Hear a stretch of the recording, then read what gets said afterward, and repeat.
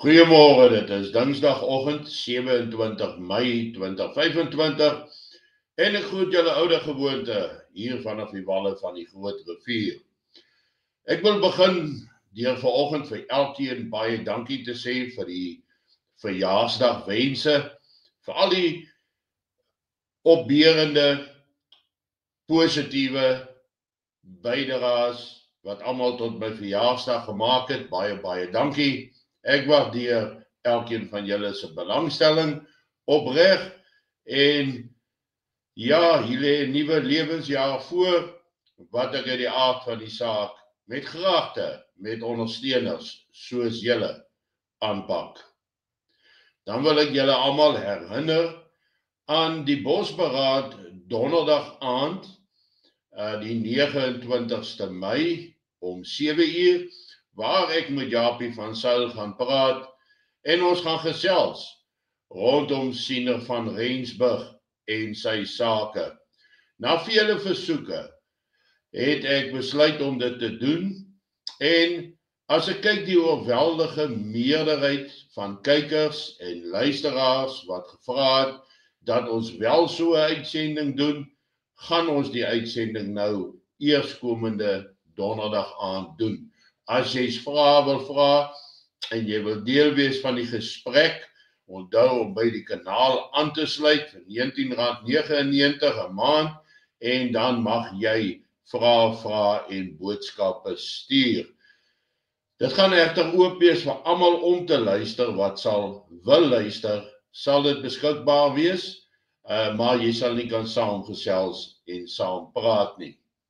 Dit dan donderdag aand om 7:00 regstreeks saam met my en Japie van Sail. Dan wil ek net weer eens ook 'n versoek rig vanoggend. Daar's regtig waar mense wat my WhatsApp heeltemal oorheers met boodskappe. Ek praat van tot 130 boodskappe van een persoon af binne 'n uur se tyd. Dit raak 'n bietjie mal, dit raak 'n bietjie gek. Ons het die inligtingshap. Ek kan nie deur al daai boodskappe gaan wat mense stuur nie en ek vra vir julle, wanneer julle 'n boodskap vir my stuur, behalwe nou soos gelukwense met 'n verjaarsdag, maar moenie net boodskappe aanstuur vir die doeleindes van aanstuur nie. Ek kry elke boodskap minstens 20, 30 keer en dit maak dit ondraaglik en dit bring my tot die punt waar ek gaan met mense moet begin 'n blok wat aanhoudend vir my boodskappe stuur wat ek nie kan hanteer nie. Daar is net nie genoeg ure in die dag om my werk by SBB in die kantore te doen, my navorsing te doen oor praatjies, my gesprekvoerings en al die nuus wat op WhatsApp deurkom nie. Daarvoor het ons die inligtingshap wat die verwerking van hierdie inligting doen, soos wat ons nou al baie bespreek het en verduidelik het wat kan plaasvind en moet gebeur. Verder is ons vandag besig om te trek na 'n nuwe huis hier in Appington. Ons verhuis van een plek na 'n ander ene. So ek is nie seker of ek teen môreoggend vir julle 'n nuwe video gaan hê nie. Indien nie, verdra dit maar. Dit gaan nou oor internet, dit gaan oor die vermoë om alles weer te gaan opstel. So dit is maar 'n bietjie van 'n uitputtende en uitdagende tyd, maar ek sal definitief die volgende dag, donderdagoggend, dan terug wees op die lug, alhoewel ek my bes gaan probeer om vroeg terug te wees. Nou, die Julius Malema Dreensang liedjie van Farmer Killeboer, wat nou al baie aan ons bekend is. Ons weet die polemiek wat daarmee gepaard gaan. In die Withuis het Trump dit vir 4,5 minute lank het hy hierdie beeldmateriaal gespeel ten aanskoue van Ramaphosa en sy afvaardiging na die Withuis. Dit het in 'n groot mate verleentheid gebring en dit het die aandag van die wêreld net nog meer op Suid-Afrika gefokus. Dit alles is vir my positief, want die foute wat gemaak word in Suid-Afrika moet uitgelig word, want dit is doelbewuste foute, dis nie ingesluipte foute nie, want dit is volgens 'n agenda wat al jare gelede deur die ANC daar gestel is, van hoe hulle stelselmatig die blanke uit die stelsels gaan uitwerk, hulle gaan minie of marginaliseer. Dit is alles goed wat beplan was. Maar nou, as gevolg van die druk, moet 'n mens die vraag vra, gaan hulle afwyk van hulle jarelange planne wat hulle al lank terug gemaak het. En ek wil dan begin deur net te verwys hierso na Thabo Mbeki. Nou, ons weet dat hy was die tweede president, die president net na Nelson Mandela. En Mbeki sê dan ook dat Kildeboer nog nooit letterlik bedoel was nie. Maar nou is dit interessant dat ons media dit rapporteer, maar ons vergeet dat die ANC twee kante het. Hulle het 'n interne beleid en hulle het 'n openbare beleid. Die inhuisbeleid is waarmee hulle voortgaan met dit wat hulle al vir jare besig is binne in die ANC, hoe hulle Suid-Afrika totaal gaan oorneem en onderwerp en uiteindelik 'n sosialistiese kommunistiese staat daar te stel. Maar dit wat hulle aan die publiek voorhou en wat hulle in die openbaar sê, kan jy nie letterlik opneem nie. Maar hy sê Kildeboer was nog nooit letterlik bedoel nie. Dis net 'n lied. Dit was 'n lied gedurende die bevrydingsstryd, sê hy. Liedere van daardie aard in die Afrika-tradisie neem jy nie letterlik op nie.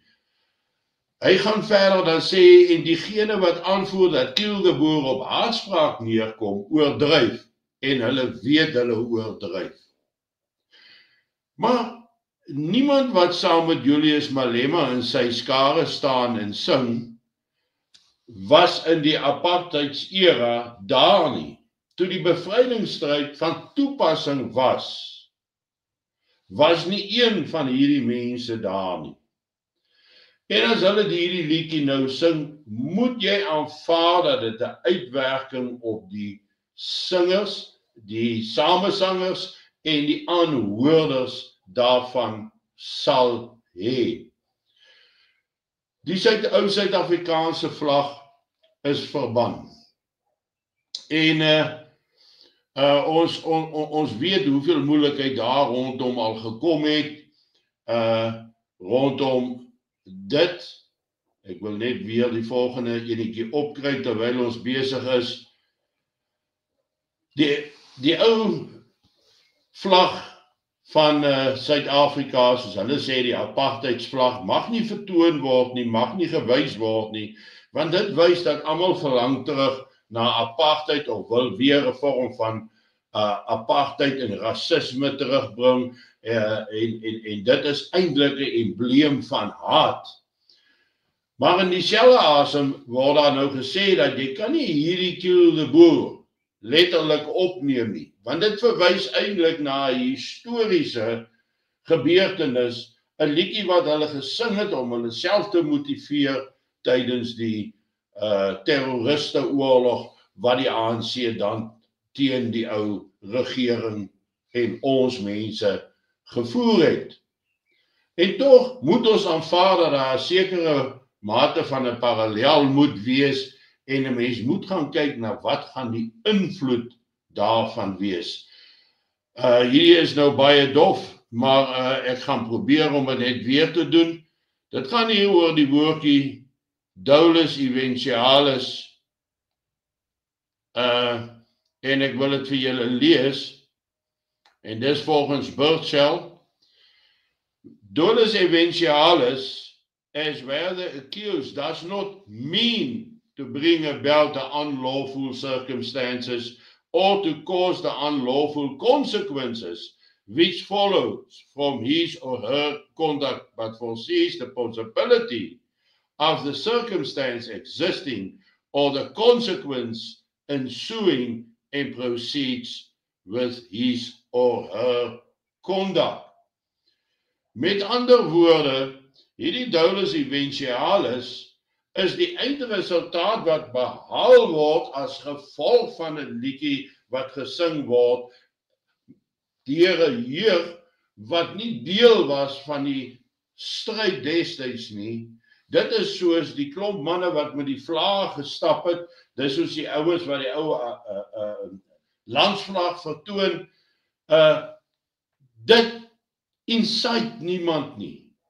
Maar tog is dit verbode, want dit is nie in belang van nasionale eenheid nie.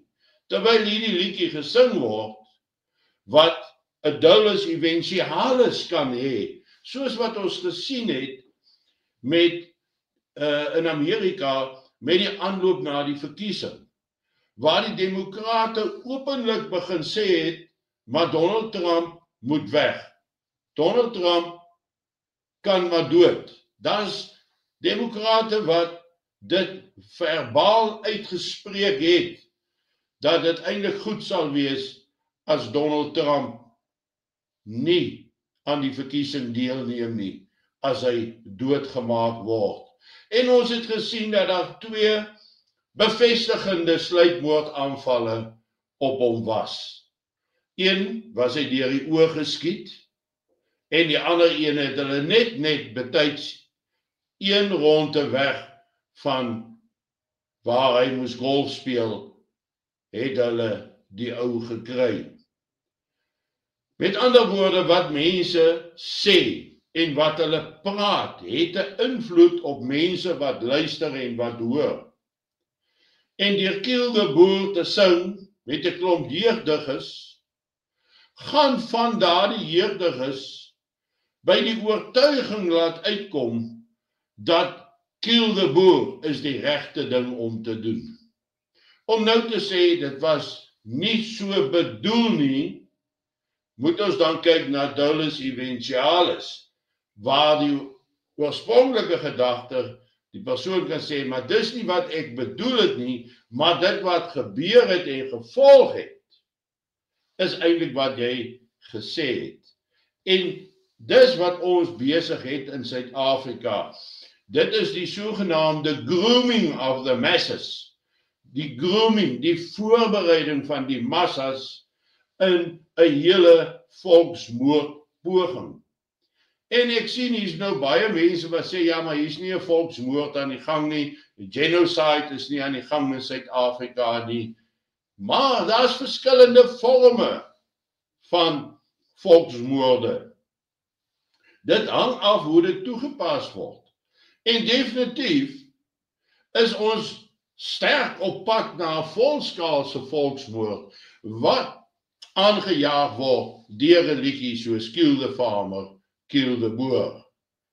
Dit is wat mense op die ou ende van die dag in die strate gaan laat beland, dat ons 'n soort van 'n Teixeira oomblik in Suid-Afrika gaan ervaar, waar mense voor die voet mekaar gaan doodmaak, of probeer doodmaak, soos wat hulle destyds, met dieselfde tipe van motivering, die Portugese dorpies aangeval het en uitgemoor het, dat daar niks meer oorgebly het nie. Ons bly ons vasstaar dat mense nog normaal lewe in Suid-Afrika, normaal, dat hulle nog hulle ding kan doen. Ja, dit is so, daar is nog gevalle. Maar die moorde is uit verband uit. Boonbehalwe die feit dat misdaad over the top is dit 'n kwessie dat plaasmoorde totaal en al over the top is. So, jy kan met reg sê dat hier al 'n groot mate van volksmoord aan die gang is, veral as jy gaan kyk na die oorspronklike ANC-beleide, waar hulle gesê het hoe hulle die blanke Afrikaner gaan subverseer of hom gaan dwing dat dit 'n tweede en 'n derde klas burger van Suid-Afrika word. Hoe hulle die mag gaan wegneem van hom af. En hoe hulle uiteindelik die grond moet wegneem. Hoe hulle ontwapening moet laat plaasvind, soos wat die tyd aanstap. So hulle wyk nie van hulle planne af nie, maar hulle is nou hard in die bek geruk deur Donald Trump en die Amerikaanse administrasie. Nou is dit verskoningssoektyd. En wie gebruik hulle meestal om dit te doen? Ons pers, ons media, hoofstroom media, wat nou almal inval agter hierdie ding, maar hier is nog nie 'n volksmoord aan die gang nie. Dit terwyl ons op fase 8 van 10 fases, waarvan fase 10 eintlik konsolidasiefase is, wat beteken ons is een stap weg van volskaalse volkmoord. En dis presies waarvoor ons dan uiteindelik voorberei, om reg te wees vir die dag wanneer daardie selfde massas wat beïnvloed word deur religies soos kill the boer, wanneer dit werklikheid raak, moet ons in staat wees om onsself te beskerm. Niemand gaan dit vir ons doen nie. Ook nie die weermag of die polisie nie. Niemand gaan beskerming vir ons kan gee nie. En die buiteland gaan nie persoonlike beskerming doen nie. So ons is op ons eie. Ons moet voorberei daarvoor. Om terug te staan en te sê, dis nou nog nie so nie. Die vraag is, wanneer gaan dit so wees? Wanneer is daai fase 9 volgens Genocide Watch, wanneer is daai fase 9 aanbreek, dan is dit te laat om enige vorm van beplanning of voorbereiding te doen. Dit moet voor die tyd gedoen word. En ons moet dit lees, die tekens in die lug, kill the boer, is 'n voorbereiding, 'n massa indoktrinasie, intimidering van hulle denke oor wat word vorentoe van hulle verwag. En dit is wat gaan gebeur, en dit is wat gaan uitspeel, en dis hoekom ons moet reg wees.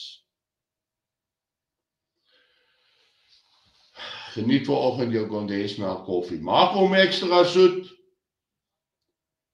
want ons het 'n bietjie soetigheid ook nodig. 'n Lekker dag vir elkeen van julle. En as ek môreoggend daar is, dan is ek daar. As ek nie daar is, moenie bekommerd wees nie. Dis bloot 'n resultaat van die feit dat ons vandag trek na 'n nuwe perseel huis waar ons dan 'n langer tydperk kontrak aangegaan het. Mooi loop, lekker dag.